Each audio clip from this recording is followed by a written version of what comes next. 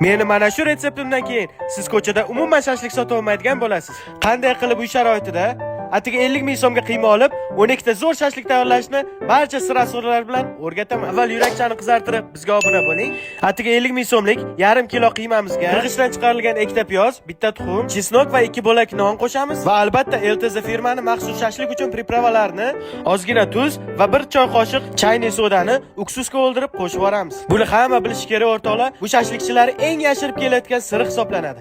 Mana shunaqangi oddiy maslahatlarga quloq solsanglar o'rtoqlar, shashlik pishgandan keyin kichkinagina bo'lib yig'ilib qolmaydi. Shashliklarni mangalsiz tovada tayyorlash paytida o'rta olovda ikkala tomonni ham yaxshilab qizartirib pishirib olish kerak. Shashlik pishgandan keyin ishib yumshoqqina sochini bo'lib chiqadi o'rtoqlar. Og'izda erib ketadi deydi, xuddi o'shanaqa bo'ladi. Keyin esa quruq tova olib, piyozlarimizni qalamcha shaklda to'g'rab, boyagina shashlik qovurgan sellarimizni ustidan quyib, shashliklarimizni mana shunaqangi chiroyli qilib ustiga terib, 15 minutga past olovga dimlab qo'yamiz.